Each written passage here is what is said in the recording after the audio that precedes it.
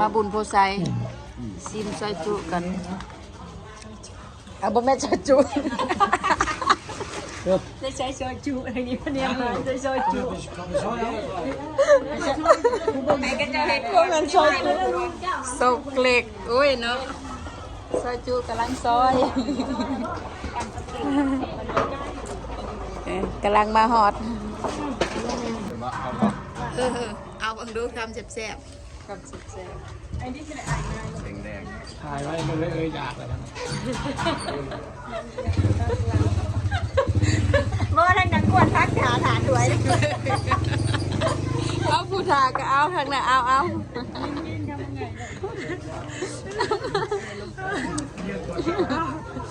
กินกันได้มั้งได้มาเด้อสกเล็ก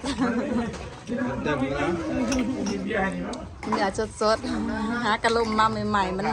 มันหอมเลยหอมเอาถาซอยจุเพิ่นเอามาให้อันเลี้ยงก็พอหอมปากหอมคอกำลังมาเพิ่มหันนั่นหอมข้าวปุ้นอยู่กำลังสีย่างเขาเห็นบุฟเฟ่ต์เล็กคือพอเมื่อถ้ากินกระปุ้นจังเมื่ออื่นจังเมื่อเช้าตัวนี้สกเล็กป้าตัวเสียอยู่เขาแจ้งคน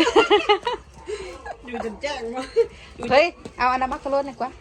บ่วงบ่เอากระซามหน่อยก็ได้นี่กระซามมัน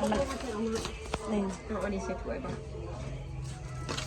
มักมาแล้วใส่ถ้วยก็ได้เลยใส่ย่างใส่ผักหอมใส่เรียบร้อยปีทำอีทได้มากินอันนี้บานโพไซนะบ่ได้เคยมาจ้ะมันลูกอี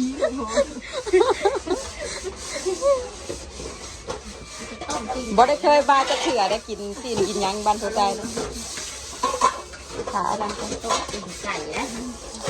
นำข้าวปุ้นทั้งนั้นหมอบักใหญ่อยู่ทางนอก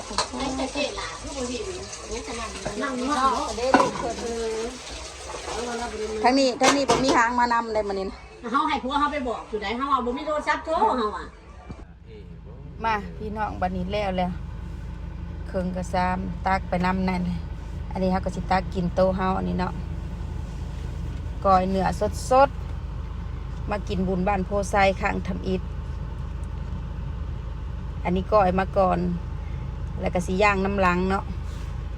ตอนนี้มาห้องท้องก่อนหลายคนก็หิวข้าวเพราะว่าหางท้องมากินข้าวอยู่งานบุญลาบซีนคมลาบขมนมเข่งเพิ่นว่า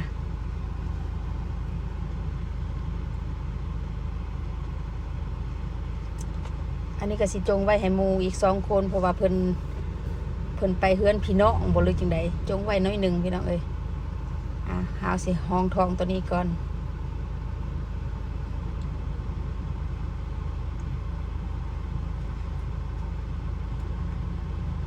มานำกันกับหลายคนเติบเดินนี่เด้อคำแรกแหกมาน